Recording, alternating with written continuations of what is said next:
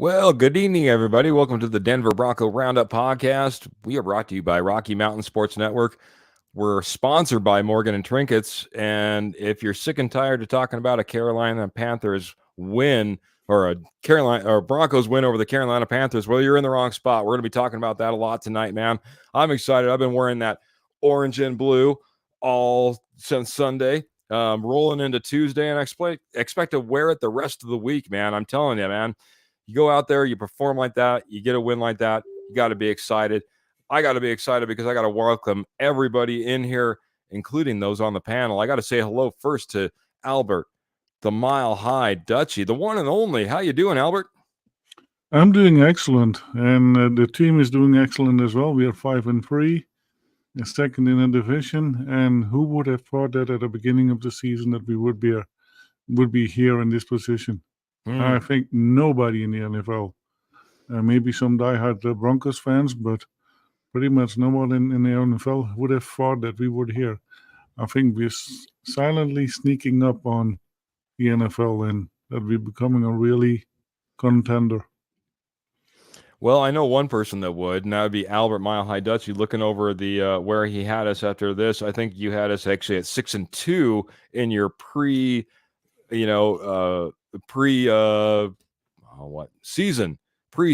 speculation and prediction here. 6-2 from Albert Mile High Dutchie. Man, always having the faith, always loving on the Denver Broncos. Gotta love Albert Mile High Dutchie, but you gotta also, maybe on the flip side of the coin, appreciate and love one Rocket Man, Trevor Salzman, man. He's out there, he's skeptical, he's critical, he's watching with that eye, making sure the Broncos are doing what they need to do in order to be successful. How you doing, Trevor? No, doing well. I mean, again, right now it's positive vibes in Broncos country. You know, everybody should be excited for this, football team. Again, take away nothing from this team. You play two teams that have been kind of hurt over the last couple of weeks. So the real test, definitely comes up this next week against the Ravens. So can't wait to kind of deep dive into that one. But again, enjoyed this Panthers win. It's a huge win for this football team, and the team's 5-3. I believe right now the Broncos are actually in the playoffs, and if the playoffs started today, they would be on the road in Buffalo. Taking on the Buffalo Bills, I believe. So, I think it's that would be a heck of a game, and hopefully we see playoff football back, in Broncos country sooner rather than later. Also, we're about a week away from the trade deadline, so we shall see if the Broncos may or may not make a move. Yeah, we can get into that quite a bit, man. One Deontay Spencer getting traded for, about a book of matches, bag of chips. But Mr. Scott Sigley's coming in here and he's saying, hello, Broncos country. That's the millions of you out there, coast to coast, around the globe, loving the orange and blue. The Horsemen, that's us on the screen. And the Posse, that's all of you in the comments chiming in. Let us know how you feel and what you want to talk about every single episode. Like Graham's coming in and saying, hey, guys. He's saying, I got to watch the game. It was fun to watch. And, not everyone got the broadcast. I went back and I had got to rewatch myself. And what a complete game by one Bo Nix. That's all I got to say. That's how I'm going to start it, man.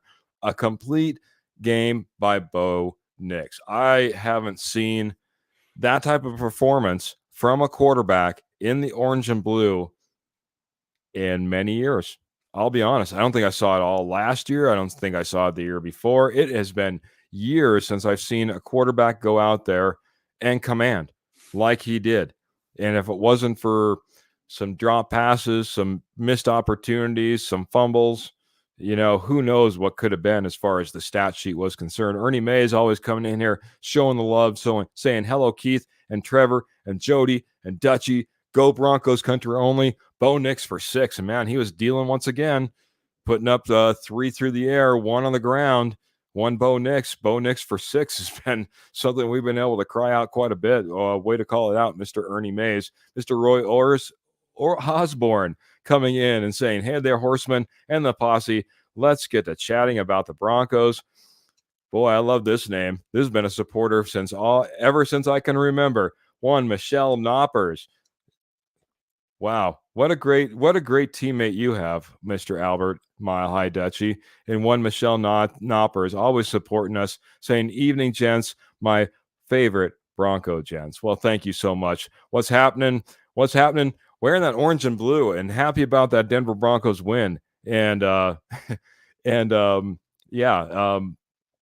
way Bo Nix looked, it's one of the things I was saying. This was a get right game.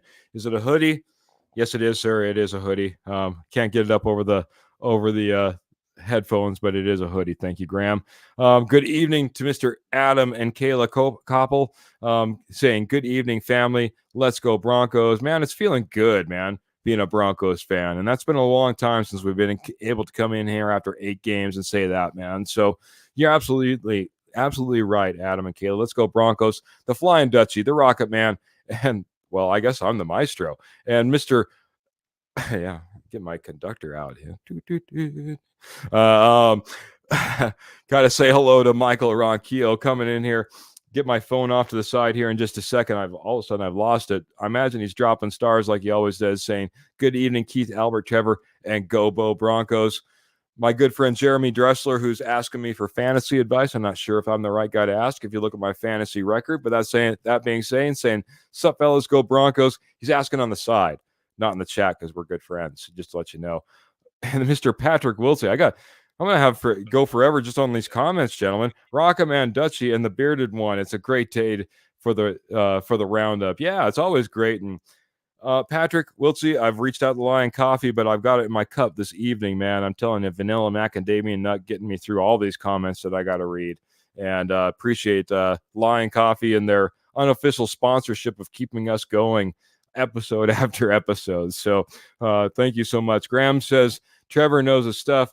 Daily chats are always great. Hey, a little side chat with Graham and Trevor. And Trevor, we appreciate that a ton. Reaching out to everybody that reaches out to us on the side, and feel free to reach out to us, whether via Twitter, via Facebook. We love to be able to chat it up with you. Boy, I got to get to all these comments, but you guys are like I said, absolutely blowing it up. Dofu Sports app. Anybody wants to watch a game for free? Appreciate that comment. We can get revenge on the Ravens for the playoff game. Revenge on Joe Flacco when we play Indy, says Paul. Like the Beastie Bros, the maestro. Respect. Well, I appreciate you very much. That being said, I finally got through all those comments. I appreciate you guys hanging in there, letting me get through the posse who's strong and who've supported us so dang well. Got to say, just thank you so much, man. All the likes, the shares, subscribes. We come in here. You guys are already blowing up all the views that we see as soon as we jump in here, man. But we got to get into this Carolina Panthers win.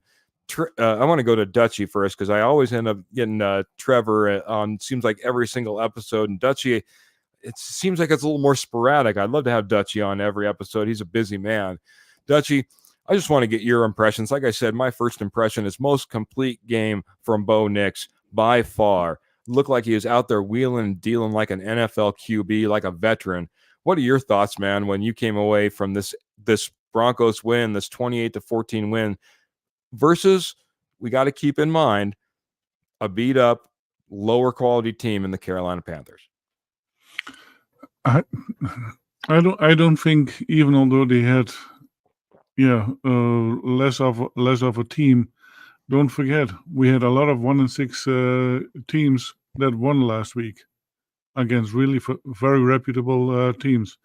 So you always have to prepare for the best team that you can expect, and the Broncos did. And I think the score that that we saw does not really portray the reality, because it could have as much as well as easily been 48-24. Those drop passes, I think, if those drop passes would not have been dropped, quarterback rating would have been way, way higher for Bo Nix, and probably he would have been definitely player of the week for the AFL side, AFC. Yep. AFC side. So yeah, Bo Nix did really, really well. He was calm. He was not pressured. His footwork was great, much improved. So all in all, it was a really good game. But yeah, the reality does not really portray what it was. Yeah. I think there was, like you said, a lot of missed opportunities. We could have saw a lot more scores from the Denver Broncos. We probably maybe even, as Sean Payton alluded to in his post-game press conference, probably could have seen one less score from the Carolina Panthers as well, from the defensive side of things. So this could have been a very lopsided game. But like you said, Bo Nix looked good out there.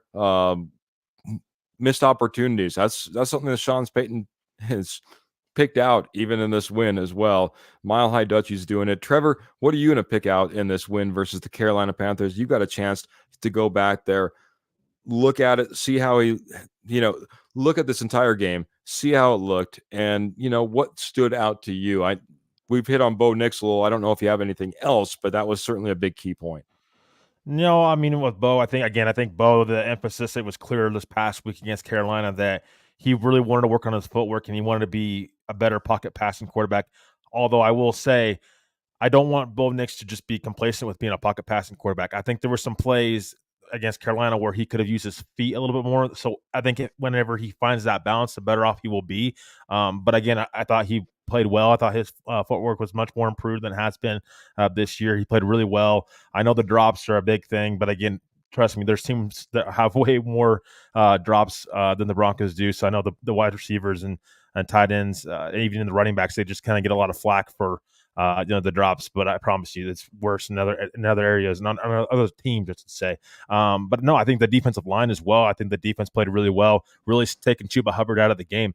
I said that he was going to be an X factor in this game. If Carolina had any opportunity to win, they had to get that run game going because of Bryce Young, the short week, and you just don't know how much Dave Canales trusts him, especially on the road in a tough environment in Denver. So I think, the Broncos stopping Chuba Hubbard and keeping him contained was a big part of just defensively, trying to help out this football team. And so, I thought the defensive line did a great job stopping Chuba Hubbard, which again, there's multiple games this year where he went for over 100 yards. So he's definitely capable of doing so. So it was great to see the defensive line step up and continue to stop the run. Obviously, this next week's going to be important too, but Bo Nix took care of business on the offense side of the ball. Would love to see the Broncos run the football better. But again, I don't want to sit here and nitpick. Take away the positives as well. Bo Nix looked much more improved. Let's see. Hopefully, going forward, we can continue to see that balance of him being mobile and also being a better pocket passing quarterback and just setting his feet better. Yeah, I said it was a get-right game. The most get-right player, Bo Nix, got it right, man. Setting feet, looking good. Like I said, wheeling and dealing out there. Most complete game I've seen from a Denver Bronco quarterback in a long time. Like I said, it was good. It was Broncos country. Last time when we went Sunday post-game, I said, okay, that's it. No more excuses. After I saw what he was capable of, no more excuses. No more excuses of, well, it's a rookie. Well, he's, Sean Payton's got to limit his playbook. No, Sean Payton doesn't need to, everything. All excuses, they just need to go out the door because we saw what Bo Nix is capable of. Keep that same mentality. I know this was against a team that wasn't nearly as good. Even Sean Payton, I was surprised how much he was calling out how, this is a bad team. This is not a good team, in his post game, stuff like that. Most of the time you don't see that necessarily from coaches, but maybe Payton's a little bit different in that regard. We're going to have better teams in front of us. You got to keep the same mentality. You got to keep the same steadiness in the pocket. You got to be able to, when that pocket is a little bit tighter than what you saw versus the Carolina Panthers, because you're going up against the Baltimore Ravens, it's okay. You can stand there. You can still deliver the ball the way you did this last Sunday. The things I saw from Bo Nix, again, no more excuses. He's an NFL quarterback. He's more than capable. It's just about where he wants to go from here. I'm excited about what Denver's able to do. On the defensive side of things, I think you're absolutely right, man. You nailed it, Trevor. Quick passes is what we saw. Screen passes is what we saw. They did not have the confidence for the most part to design a big schemed up game plan for one Bryce Young on a short game. And to be able to keep Chuba Hubbard to 56 yards, I think was a fantastic accomplishment by this Denver Broncos defense. I know it's not the most explosive team in the NFL, but all teams are NFL caliber, hurt or not. Go Broncos, says Ernie Mays, and that's absolutely right, man. You go in there, you don't apologize for the wins, that you get regardless of the team that you go against. So, going to jump back into the posse, and then I got to get some more thoughts from the rest of the posse here. Get back probably over to Albert on some of these thoughts as well. Karen, great supporter on YouTube all of a sudden. We appreciate you so much coming in here saying hello, hi all, and good evening. Be sure to hit that like button, and man, appreciate your love and support of this podcast, man. It's been fantastic. You've been one of our better ones as of lately. We have some fantastic ones that's been with us forever, but thank you so much for joining and being a part of us. She's saying Bo played like a vet is what I was seeing. And the great way to put it, and almost exactly what I just got done saying as well. My sister, got to give her some loves too. She's in Arizona. Didn't know that, but that's where she's at this evening. Broncos on a roll. Keep it up, guys. We intend to. We got a big opponent coming up, but man, it's going to be a challenge. Joseph's jumping in over on YouTube and saying, "Who the hell is going to outscore the Lions?" Well, hopefully, we'll find out if the Denver Broncos can. When we match up against them in the Super Bowl, because that's the only time they're going to be on our schedule. Michael Ronquillo says, can't turn the ball over versus the Ravens. If you want them, beat them. And running back King Henry will be a problem for the Denver Broncos. Didn't think I'd necessarily segue all the way over to the Baltimore Ravens as of yet, but Michael's such a good fan of the show. I want to show him some love as well. Albert, we haven't necessarily went up against a running threat of one Derrick Henry, and then you pair that up with one Lamar Jackson that you got to watch out for as well. Michael Ronquillo saying we can't turn the ball over and he's going to be a problem. Do you see that Derrick Henry is certainly going to be a problem for the Denver Broncos in this upcoming game? Do you think that the Denver Broncos can corral him like the Denver Broncos have been doing as one of the top defenses in the league? How big of an issue is this going to be as we head into this next game? I don't think it's going to be that big of a problem anymore. Our D-line is really, really stout against a run. They already have proven it multiple times. And yeah, with the two corners that we have, yeah, I think we're just going to be fine on defense. They're going to contain Derrick Henry. Will he break through once? Maybe, probably. But it's happening. It's going to happen in any game. But in most cases, yeah, they will take care of it. We have seen it over and over, pretty much in every game so far. There's not had been a running back that has been doing really well. Yeah, I don't think it's going to be that big of a problem. The one thing that I do need to see is a little bit more pressure, because the last two games, the pressure has been a little bit low on the blitzes, and I think that needs to get back up to there where it needs to be, especially with Lamar Jackson. Yeah, that's a great point, man. I hope that Albert can maybe join us Friday. We'll be breaking down this Baltimore game, but I think that is a thing that we'll be talking about, is how you pressure Lamar Jackson. Lamar Jackson, can you? Will you? All of those different things, because of how big of a dynamic offense they are and how much of a dynamic player one Lamar Jackson is. But you're absolutely right, Albert. We didn't necessarily even get to one Bryce Young. I did see that, at first, obviously, we turn over the ball quickly in this game. The Carolina Panthers and Bryce Young, they kind of marched down the field And a lot of that was behind that quick passing game, that screen game. I think the Broncos started adjusting. Boy, we haven't heard that in a long time. On the fly in the game, and they got that in control, but at the same time, we maybe didn't see the pressures and the sacks that we had seen in the past because I think we were kind of adjusting to that. That was just kind of my eye as I looked at it from afar. But you're right. I think that we do need to be able to collapse that pocket, get more pressure, especially against an athlete like Lamar Jackson. A couple more comments, and I want to get some thoughts from Trevor as well. Our good friend, the fourth member of the Horsemen, chiming in. One more, Judge Moncrief saying, I don't care. The Panthers are bad. Nick's footwork was great, and his throws were dimes. Now Franklin needs to learn to catch the ball. And I thought that paired up perfectly with this one. Graham kind of talking about how about Deontay Johnson being traded from Carolina to Baltimore, our future appointment or opponent here, not appointment. Sorry, I had an appointment today. Opponent in one Baltimore Ravens. That being said, I don't know how big of a factor he'll be in this upcoming game, but he got traded, like I said, for about a bag of chips. Trevor, this is a great little segue, I think. We got a lot of talk has been around this. Buyers, sellers, did the Broncos miss an opportunity on a Deontay Johnson? If I remember correctly, it was Deontay Johnson and a 6th round pick for a 5th round pick from the Baltimore Ravens. So really wasn't a whole lot to get one Deontay Johnson's. Did we miss out on an opportunity here as the Denver Broncos? And to piggyback on that, did the Denver Broncos and Sean Payton, quote unquote, running up the score on the Panthers, maybe take them out of the running of one Deontay Johnson? I'll put that up there as well. Yeah, I mean, again, I don't think that the Broncos missed out much with Deontay Johnson. Again, his value was his value for a reason. There's a reason that he only went for a 5th round draft pick. I don't think that he would have done a ton for this wide receiver room. I know there's a lot of fans out there that want the Broncos to make trades, but they can't make trades just to make trades. Again, they only have 6 draft picks total in this coming up draft. So if anything, they need to add more picks.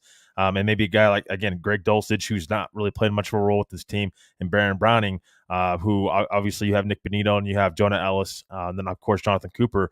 Baron Browning might be on the move as well because he's an expiring contract at the end of the year. I think that the Broncos could look to add a little bit of, draft capital going into the draft this year. But no, I think that Deontay Johnson, I think he went to the team, a contender that he was supposed to. I don't know how much is going to get used in Baltimore because, again, Derrick Henry is one of the best running backs, if not the best running back in the league right now with how he's carrying the football. 946 yards and 9 touchdowns. I mean, he just leads the league in yards and stuff. So he's a force to be reckoned with for sure, along with Lamar Jackson playing at an MVP level. So I don't think the Broncos missed out, though, on Deontay Johnson. I think he landed where he was supposed to. And I think it just makes me question what his true value around the league was. Obviously, wasn't too high. But to kind of piggyback off your question of was Sean Payton, did he kind of try to score even more and be more aggressive against the Panthers?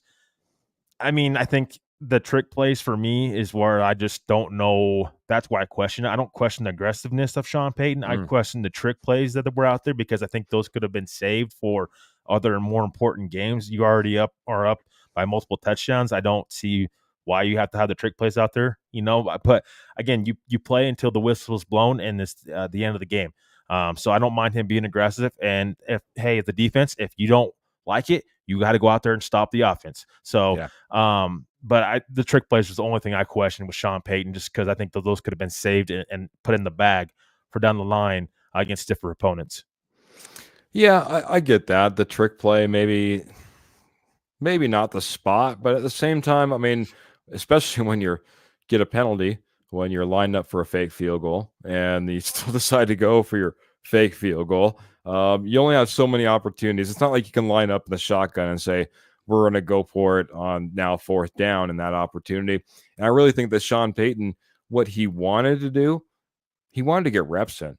He wanted to get as many reps in as possible. This offense was wheeling and dealing. Like I said, he wanted to continue to get that groove going. He wanted to get more people involved.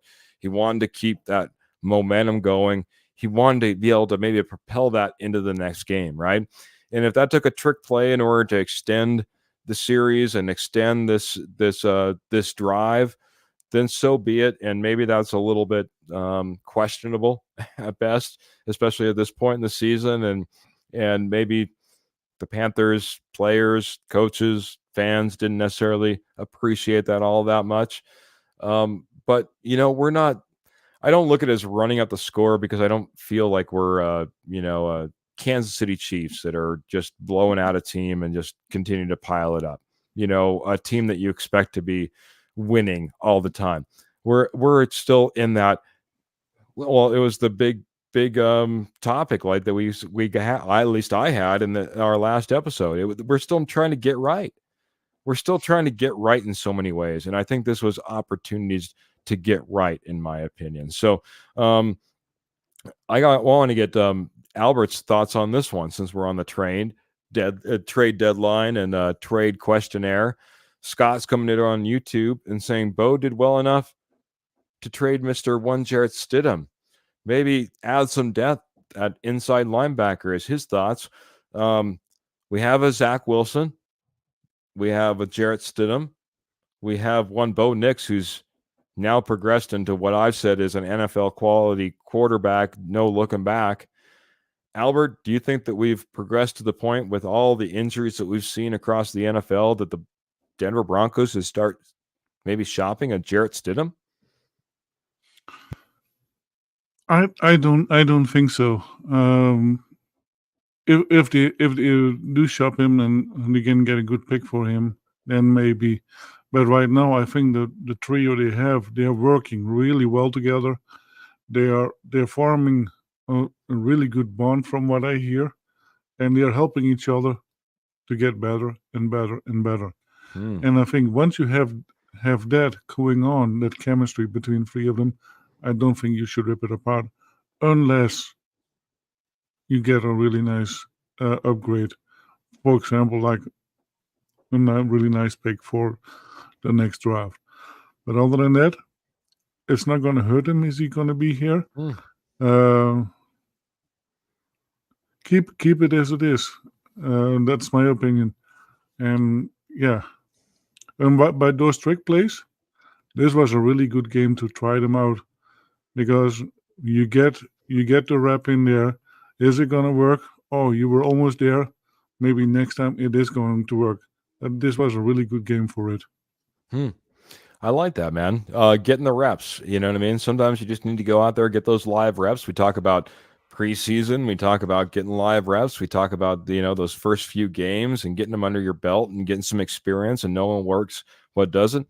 Why not with some trick plays as well? It's not outside the realm of thinking. I like the way out of the box that Albert has there. Outside the box was also your thoughts of keeping Jarrett Stidham around. You blew me away, Albert. I thought for sure you were going to be on the other side of that. So I'm going to turn to Trevor, see if he's going to be on the other side of this, see if you guys are both going to just shock me and say, ride with Stidham, at least on the bench for right now. Trevor, should we shop one Jarrett Stidham, or, is he more valuable to the Denver Broncos and what he brings to the room, to the bench, and to Bo Nix in their relationship? Yeah, I mean, again, they should be shopping both Zach Wilson and Jarrett Stidham, in my opinion. And if Bo's your guy going forward, then I don't see why you need to hold on to your two backup quarterbacks that are, have expiring contracts going into this offseason anyways, and will be free agents. So for me, they should absolutely shop them. Now, the question is, can they move them? Is there, what's the value for these guys? I don't think that there's a lot of value for these guys right now. Look around the league, who's starving for quarterbacks right now? I mean, Tua's back in Miami. I would say Miami maybe before Tua came back, but they have a quarterback. So I don't know what team is in desperate need that they would trade valuable picks to the Broncos for either Jarrett Stidham or Zach Wilson. I think it would be Stidham, because Zach Wilson, I still think this is probably more of a redshirt year for him.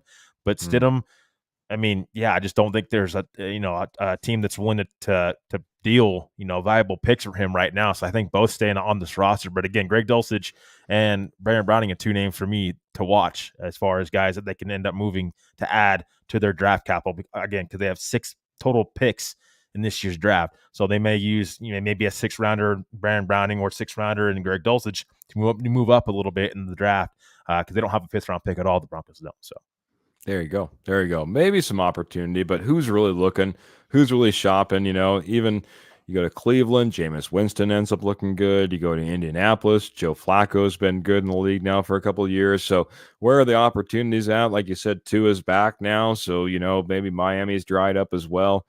Um, who knows what's happening in Carolina on the way future, but they do have two quarterbacks on the roster. Probably don't need to add a third. Yeah, so there's maybe not that many opportunities to necessarily shop at Jarrett Stidham, but if the opportunity does arise and you can get the right compensation, yeah, I think I'm more on the side of you, Trevor. As much as I've said, go ahead, keep Jarrett Stidham. He's that steady guy. I just got done also saying not 15 minutes ago that, we have our guy now. That was our backup plan in one Jarrett Stidham. What if Bo Nix isn't their guy?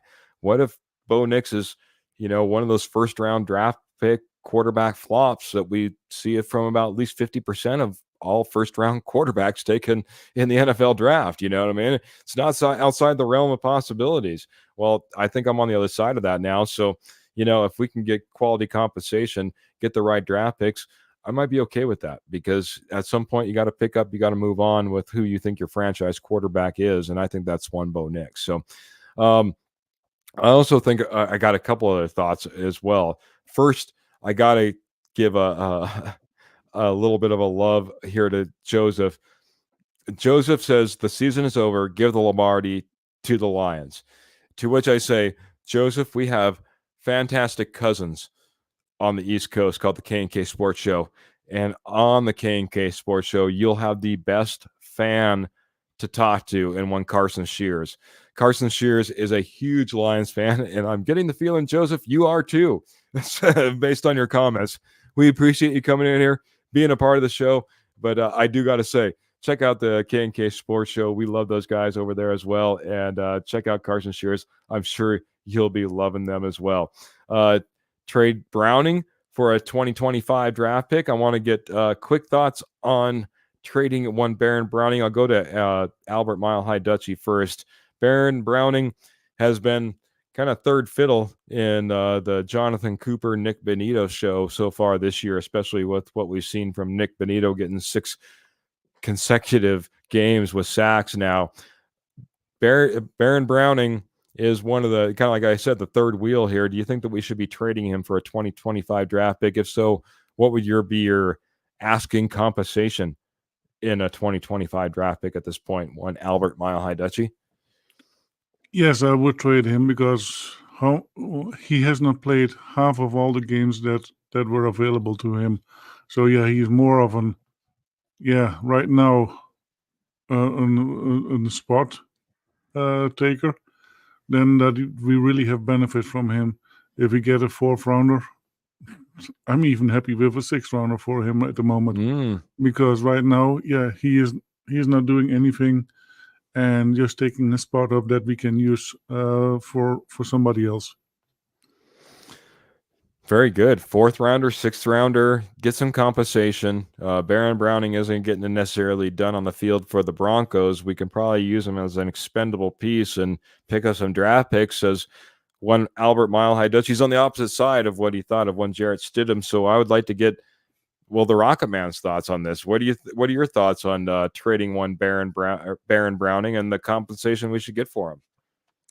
Yeah, I mean, again, this is a big reason why I would say the Broncos should be shopping Baron Browning, and he should be moved, in my opinion, is, again, Nick Benito, but also Jonathan Cooper. We said it before the season even started that it's either going to be, because obviously they took Jonah Ellis in the draft, it was either going to be Jonathan Cooper or Baron Browning. One of those two guys, Denver's probably going to pay. One of those two guys, Denver's probably going to let go. Well, Jonathan Cooper, you're not letting him go. He's got to be on this football team. He absolutely is making an impact, when it comes to this edge rusher room, and he's your best all-around edge rusher that you have. So for me, Baron Browning, I would move him. I would just, again, if you compare a 6th round pick, because Denver has 2 6th round draft picks, if you compare Browning and a 6th rounder to move up in the draft a little bit, I would do so. Baron Browning by himself, I mean, might be you're lucky if you get probably a 6th out of him. 6th round pick. It's just kind of where his value is right now. He just can't stay healthy. He's got a lot of talent, and again, I think that it might be best for both sides if Baron Browning, the Denver Broncos, maybe part ways. And again, maybe same thing with Greg Dulcich too, because it doesn't seem like there's a plan for Dulcich to play right now. He's inactive several weeks in a row. Lucas Kroll's that tight end as well. So I just think that, I mean, it definitely might be time for Baron Browning to kind of go somewhere else. Maybe he can turn around somewhere else. I don't think it's going to be here in Denver with how Nick Bonito has been playing. Yeah. Gonna have a hard time hitting the field. Lots of comments coming in. Appreciate all the love and support over there on Facebook. Our posse coming in strong. Karen saying, on the opposite side of things, she thinks teams will take a flyer on a former first rounder and one Zach Wilson versus a career backup. Roy saying Browning, I'm thinking, is about a 5th or 6th at best. Rodney, our good friend, is on YouTube coming in saying trade Browning to the Packers. They could probably use a pass rusher, and probably pretty good about that. Pretty right on about that. He's also saying, let's go Broncos, play action. Let's go Bo. I'm sorry. Let's go Bo. Play action and RPOs this weekend. Looking into that Friday episode we're going to have, that's going to be, of course, 7:30 p.m. We're going to be diving into this Ravens. I've already taken a look at, the Ravens have had now 3 losses. Is there anything that we can take away from those 3 losses? And Rodney wants to know, is there a trade rumor that the Chiefs are trying to get Cowboys defensive back Trayvon Diggs? Now, I have heard that they're in high shopping mode for a high-end cornerback / defensive back. Trayvon Diggs would certainly be a name. I'll be honest, pretty busy day for me today, so I didn't get too far beyond that. But the Chiefs are in our division. Just really quick, Trevor, do you know any thoughts on these rumors, or heard any thoughts on these rumors? I'll get Dutchy's thoughts on that as well, and then I need to get some knowledge from Dutchy after this as well. So. Yeah, no, I haven't heard Diggs' name in particular. I'm not sure Dallas parts with him right now. I think it would take a haul to get him from Dallas. I think Dallas is in a very much so a win now mode. When you pay Dak Prescott the money you paid him, you're paying CeeDee Lamb the money you're paying him. Micah Parsons, you're gonna have to pay. I don't think you want to take anything away from that defense right now. So I don't think that Diggs is going to be on the move. I would not doubt that the Chiefs are looking to make a big splash. It's just at the trade deadline, we don't see a lot of moves, like a lot of big time moves. I would say like a ton of draft compensation going back, first round picks, whatever. That usually happens in the offseason. So I'm not sure where the Chiefs are going to be able to add as far as a big time cornerback. Snead, they let him go in the offseason. Of course, he went to Tennessee. I'm sure that they would be looking for a corner, but I just don't know that Diggs in particular would be available right now. I think Dallas wants to try to win now. Dutchy, I don't know if you've heard. I've definitely heard, ear to the ground. There's been a lot of talk about a top end defensive back, cornerback. Trayvon Diggs could certainly be that person. Rodney's saying the Chiefs are scared to play us. That's why they're trying to beef up their defense right now. Have you heard anything on this? And I'm not going to spend a whole lot of time on the Chiefs and their acquisitions. Is the Broncos show. No, I have not heard much about it. And yeah, the Chiefs, the defense is already pretty stout as it is. They can shore it up. Yeah, they're getting even more scarier because right now the Chiefs are just hanging in there. Most of their games are all within one score. They just still have ways to win the games. And I think that's why they are 7-0. If they would not be there, I think the Chiefs, if they would not find a way to win, I don't think the Chiefs would be there where they are now. Fair enough, man. That being said, Albert, I teased it just a little bit. It's been a long, long time. But before I jump into that, I do got to say we are sponsored by Morgan Trinkets and the fantastic Pearl over at Morgan Trinkets. Pearl's been going through it, y'all. And I'll be honest, until I get really good contact with Pearl, and I need to do so, I don't want to necessarily recommend you where to go. Her Facebook page was hacked. And so she's trying to get everything set up and everything, all set up for you so that you all are all secure. But I'm telling you what, once it is, Morgan Trinkets is your place for Southwest Jewelry, Southwest Pottery, and Estate Gold at wholesale prices. 33 years, going on 34 years experience. Once a nationwide company, they're right now right in your backyard there in Colorado. They do shows in northern Colorado. They do shows in southern Wyoming.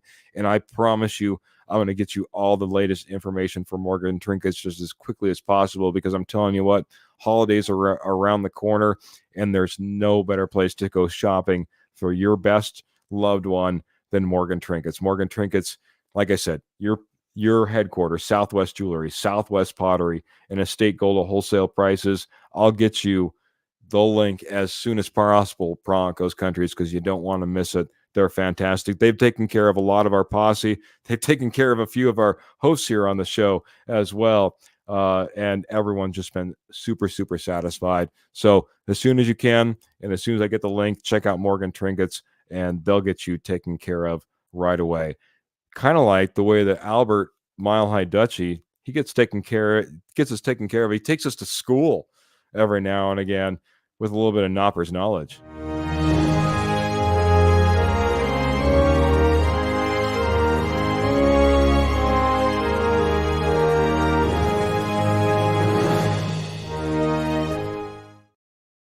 Man, been a long time, Albert. For those of you who don't know, and man, it's been a long, long time. Knopper's knowledge. This is a clue-based game where Albert's going to start naming off clues, little hints, little thoughts of who this Denver Bronco on the current roster, correct, Albert Mile High Dutchy? Correct. Is, and anybody can jump in. So that being said, the clues are going to start coming. I need the posse to start guessing, and we're going to try to figure out. Michael Ronquillo's already calling it out. His favorite segment. We're going to start talking about some Knopper's knowledge. Let's kick it off. Albert, thank you so long for holding on to all your knowledge and now dispersing it this evening. Let's get us kicked off for Michael Ronquillo's favorite segment. What do you got for us first, man? Okay, this kid was born on April 3rd, grew up in Idaho, and when he was playing in high school, he was named Inland League Player of the Year as a senior, and is in a relationship with Casey Wordle since 2021. Even his relationship status. Dang, I know. John Elway, it says Paul Shatter, sorry. Nope. That wouldn't be a current roster type of guy. Paul's going actually Bo Nix. Nope. I'm going to go. I don't think it makes sense, but maybe he transferred when he went to college. Is this Quinn Miners? Nope. Okay, very good. I'll let you keep throwing us some clues there, and Dutchy. Okay, next line of clues. He was rated a 3-star recruit and committed to play college football. He played all 14 of the college games as a freshman and was named honorable mention as an all Pac-12 conference as a sophomore. He's keeping out little clues like what position he plays. I'm still perplexed. Unless Trevor, do you want to throw some random guess out there as of yet? Ooh, Alex Forsyth? Nope. Okay. All right. Okay, so here are some of his. It's not Troy Franklin. No, Troy Franklin. All right, keep guessing, Mike. Keep guessing, Paul. So he is 6'2" and a little bit. He's 248 pounds, and his handspan is 10.5 inches. He has a father that played as a pro, and 3 brothers that also play football. Oh, I might know who it is. Throw it out there, man. Jonah Ellis. Ding, ding, ding, ding, ding. Once the relationships, yes. Once the relationship came out, man, all of a sudden the guesses started coming in. But Troy Franklin wasn't it? Malcolm Roach. We had a guest from Ben Powers. Barton as our inside linebacker. The ball boy for Harney Mays, Nate Adkins. We had a lot of guesses, but I think it was, like you said, once we started putting the relationships and how many played, That was the key one. Give us a few more things about what we know about Jonah Ellis. So Jonah Ellis, he was born in 2003. He grew up in Idaho. I'm not quite sure what the name of the town was, but his father, Luther, he was a pro tackle for the Detroit Lions. So the one kid in here will enjoy that. Right now, he has 22 tackles, 2 sacks, and he was drafted in the third round as a 76th pick by the Broncos. There you go. And yeah, I think Jonah Ellis is doing really, really well. Way to highlight a guy that just came on this roster and might be. Hey, we just got done talking about Baron Browning possibly being traded. If Baron Browning is traded, guess who's going to be needing to step up in this rotation? Most likely one Jonah Ellis, who's already out there. Got a couple of sacks, as Albert, the Mile High Dutchie, gave us the knowledge on, and Rodney's saying he hopes for just at least one more versus one Lamar Jackson. Thank you so much for some Knoppers knowledge there, Albert Mile High Dutchie. Appreciate it, sir.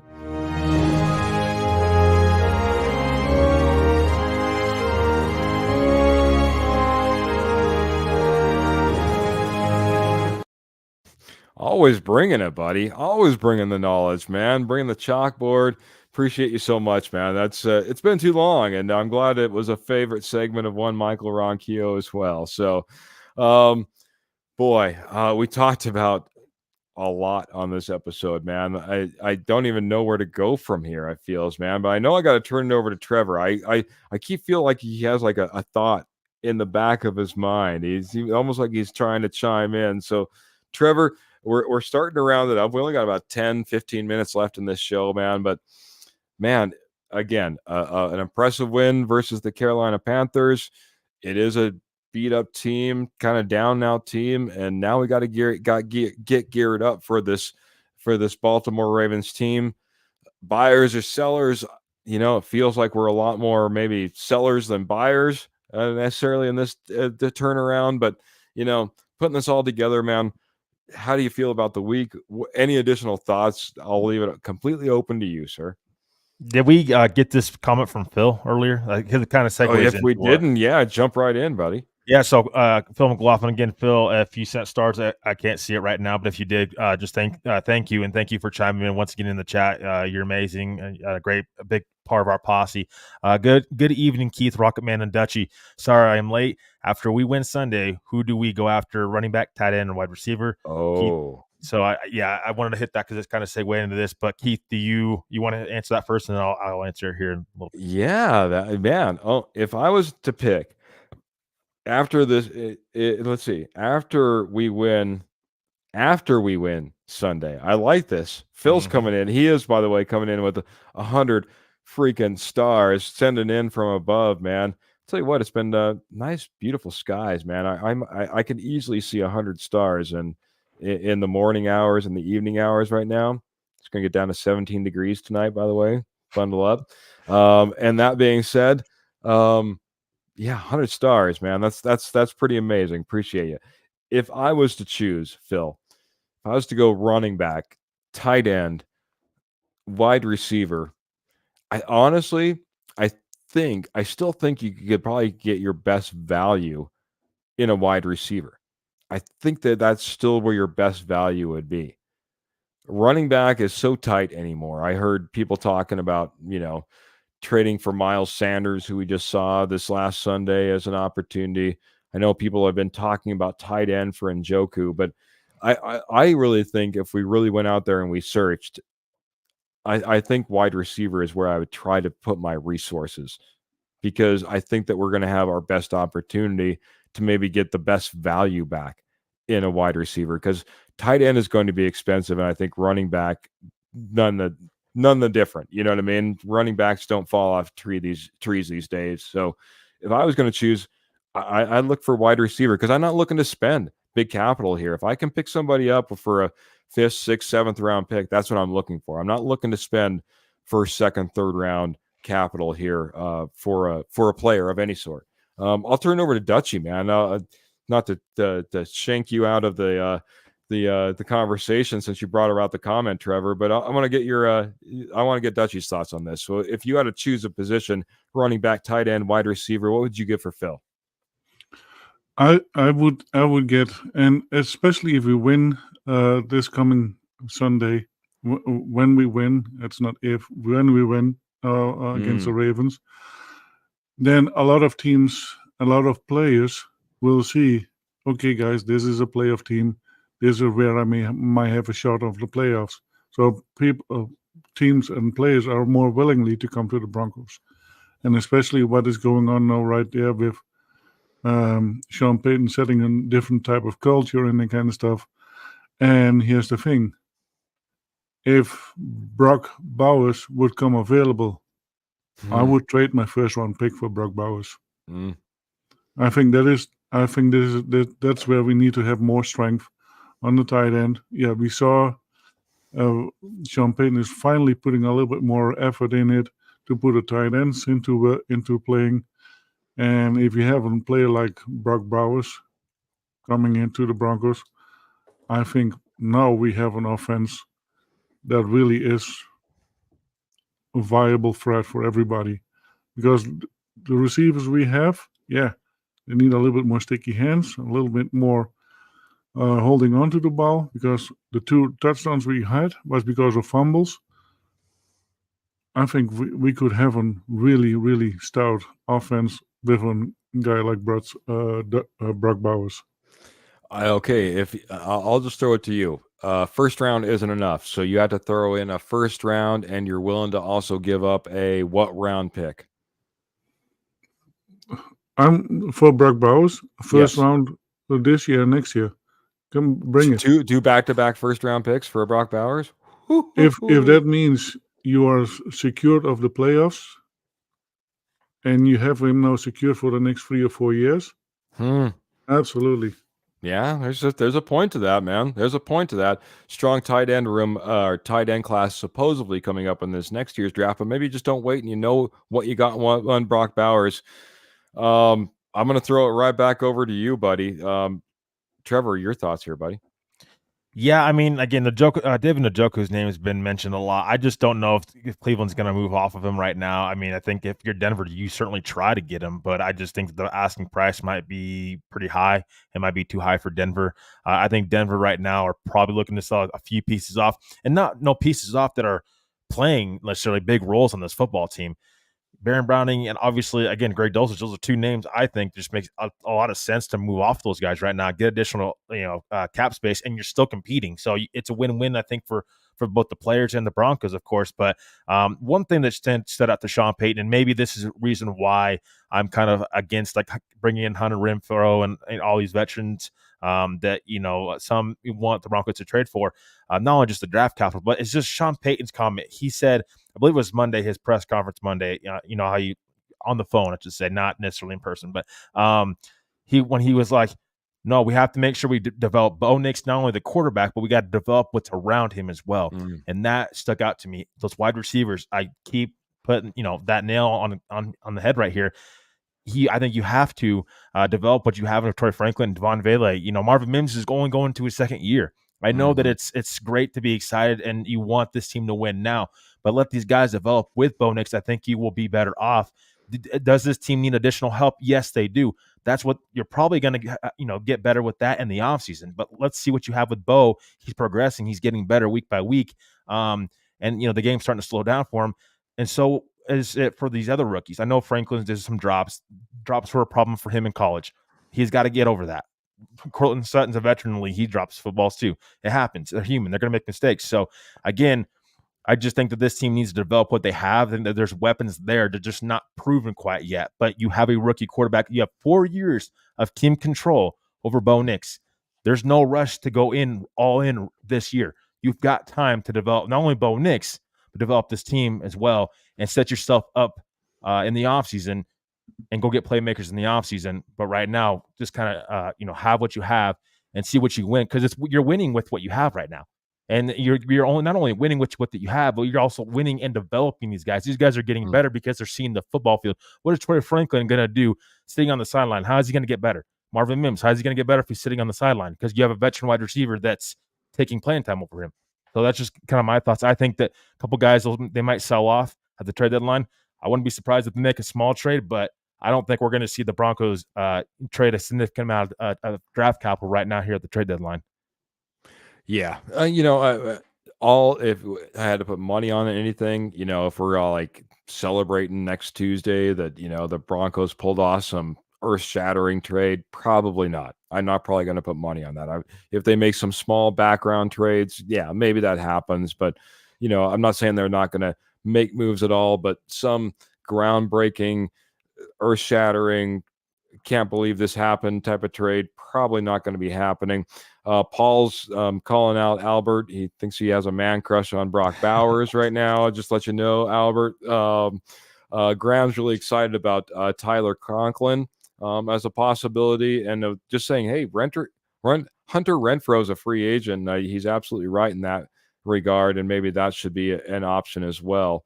I'll throw that one up there really quickly.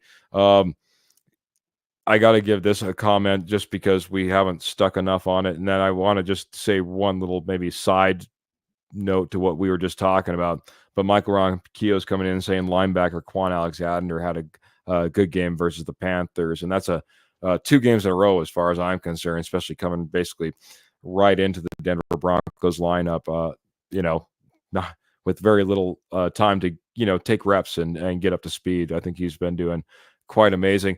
The one thing I would say is, yes, we're winning right now, Trevor, and we're growing and developing, and you got to feel that growth and development curve that you're kind of seeing on offense. You also got to feel that the Denver Broncos defense is playing at probably one of its top levels, and there's probably going to be a curve for that, unfortunately, probably coming down at some point. You got to make sure that you kind of hit the apex of both of those at the proper time, right? You don't want to wait for your offense to properly develop and constantly see your defense fall apart and degrade to the point that now your offense is carrying your team and your defense is nothing. Taking opportunities sometimes is necessary, and being excited about your team. It'll be interesting to see if we do beat this Baltimore Ravens team, what that makes this Denver Broncos front office, this ownership group, this GM, this coach feel in what they should be doing in the very near future. I guess and go right ahead, buddy. No, quick point And to then that. we got to wrap. Yeah, no, quick point to that. So I agree with you. I think if there's someone out there that definitely makes a difference, on this football team and is a difference maker and can make you better, yes, you take that opportunity. Again, just the lack of draft capital, it gets a little concerning for this football team only having 6 picks total right now. Plus, I just don't know that there's a name out there right now that's available, and I say keyword available in a trade that a team's willing to move off of that's going to be groundbreaking for this team and it's going to really do much for this football team. That's why I say I'm a little bit like either you kind of stand pat or you sell a few pieces off that that are just not going to be around for next year or not going to fit with what you're trying to do going forward. So, but I just don't think there's a lot of big names still left. We already seen Devontae Adams, DeAndre Hopkins, some of these other bigger names are already gone. Njoku maybe, but we don't even know if Cleveland's for sure going to trade him. Yeah. I mean, anything's available for a price, right? But let's face it, that's not what necessarily my thoughts and your thoughts are as far as, hey, give up the world for an Njoku necessarily. We love our draft picks. Michael Ronquillo's calling for some A.T. Perry time, maybe some Donald Parham type of time as well. Graham's wishing we had Quan Alexander 5 years ago. And Coach traded for Quan 3 years ago and became a Saint is what Paul's coming in. So, Quan Alexander's been around a while and has come in and been good for us. But talk about coming in and being good, man. That was our posse this evening, man. Holy cow, man. What a fantastic show. We appreciate you guys, gals, so much coming in here, rocking as the posse always do, coming in with comments and questions. Every time I look up at this clock, I just feel like we never have enough time to get to everything I'd like to get to, let alone all the fantastic thoughts, comments, questions you guys bring as well, man. But we do got to get wrapping up. Got to start getting out of here. we always do it by kind of going around the horn and making sure everyone gets some goodbyes and some good nights in, especially when Albert had the segment of the evening. There's nothing better than I can do than thinking of starting with him to say good evening to everybody else, man, because like I said, star of the show, man, with a little bit of Knoppers knowledge. Appreciate you bringing that this evening. It was the star of the show, man. Before I do, real quick, I'll just say we got the posse just coming in and saying, great show tonight, Keith, Albert, Trevor, and go Bo Bronco, says Michael Ronquillo. Graham's clapping it up and saying great show again. Karen saying it was a great show tonight, go Broncos. Paul saying thanks to everyone. Karen saying good night all. Here's to next time, which by the way is Friday, 7:38 p.m. Mountain Daylight Time. Before y'all check out of here on me, and Paul's saying that we have Knoppers dimes, not Knoppers knowledge. Another great show, says Roy. Albert, help kick us off, getting out of here. What do you got to say, buddy? Yeah, it was a fantastic weekend. The Broncos have another win. We are now 5-3, and the posse was on fire tonight. So that was excellent. Yeah, if you have a victory on both sides, our lives is so much more pleasant and much easier. Yeah, it was fun to do the Knoppers knowledge again, and I will prep one for every Tuesday when I'm here. And if we don't get to it, it's fine. Now I can save it for the next time. But yeah, I like that segment as well. I want to thank Scott, Graham, Ernie, Roy, my lovely wife Michelle, Paul, Adam, Michael, Jeremy, Patrick, Karen, sis Liana, and Joseph Austin, probably a Lions fan. Thank you for being here. Jody, Rodney, and Phil. The only people we didn't see tonight was the K&K people. Yeah, they're But busy. they're probably very busy with their shows and prepping for their shows. But it's always fun to have them on board as well. Thank you guys for being there. It makes our lives so much easier. Thank you, thank you, thank you.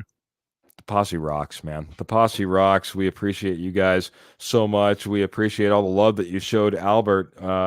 Just tells me I haven't been doing my due diligence by giving him his weekly spot. We'll have to make sure that we get more Knoppers knowledge in whenever we can squeeze it into the podcast, because everyone loves it. And everyone loves the Rocket Man, Trevor Salzman, man. Rocket Man, fantastic show this evening. Like I said, the posse was hopping. We love him so much, man. And yeah, got to go say goodnight, man. I'll kick it off and let you say goodnight before I do.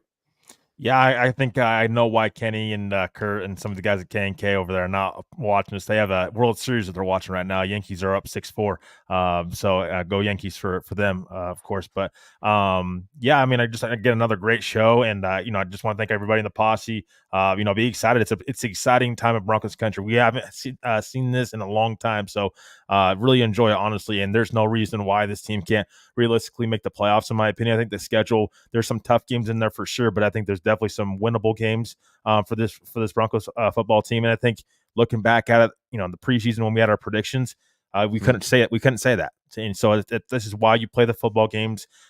This team's continuing to get better. Love to see what I'm seeing out of Bo Nix. Keep growing. And again, but I want to really, truly want to thank everybody in the posse, because speaking of growing, we've been growing so much, and it's all because of you guys. We do this for you guys, honestly, and can't wait to have more segments like, again, Knoppers Knowledge and Judge Jody's segment in there as well. So, and have maybe some more new segments coming out. But I just really want to thank everybody just for being awesome. And again, happy Halloween to everybody as well, because we will be back on Friday. Halloween, obviously Thursday. So happy Halloween to everybody as well. Hope you guys have, if you celebrate it, hope you have a great Halloween and enjoy it with your family and friends, and be safe as always. Hope everybody has a great week. And as always, go Broncos. Yeah, absolutely, man. Well said, man. Posse's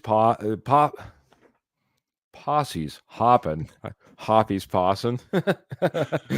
The posse is hopping this evening, man. And no better indicator than one Mr. Phil McLaughlin saying, taking you out with some stars. Great show. Dropping 200 on the way out, man. And I'll tell you what, it's not a show without all of you in the posse, man. I tell you what, all the comments, all the questions. I wish I had all the time in the world to get to every single one of you. We appreciate those who are able, capable, and do drop stars for us. That's amazing. We appreciate all the love that we've seen for this show. You guys have allowed us to come on here and grow and get bigger and put on more shows and do our post-game shows and just provide more content. And we love doing it every single episode for every single one of you, and you guys give back to us. So a lot of woohoo, Phil, for the stars. Absolutely. Careful, guys. Laugh out loud. Shout my kids for Halloween. Absolutely. Shout out to them. Clayton's coming in late and saying, hey, smash that like and share button. And hey, guys. And we appreciate that very much as well. Appreciate Clayton and all the support of the show, man. He's 5-3. Let's go. Clayton, you're coming in too late. I'm so sorry, man. You're coming in with all these comments. We do got to get out of here. It's been a fantastic show. And I'm telling you what, man, love all the posse. Love all the love that you've given us for coming in Tuesday night, man. We've been blowing it up as far as viewership. I've been watching the numbers all night. And that just goes to show that you guys have been doing the things that, Clayton is saying, Karen said. Make sure you like. Make sure you share. Make sure you subscribe. Make sure that you're never missing an episode. By the way, we go live every Tuesday, every Friday, 7:30 p.m. Mountain Daylight Time. Tuesday is kind of our wrap up, our recap of that last game. And then Friday, we're getting all geared up for Sunday. We'll be talking about the Baltimore Ravens.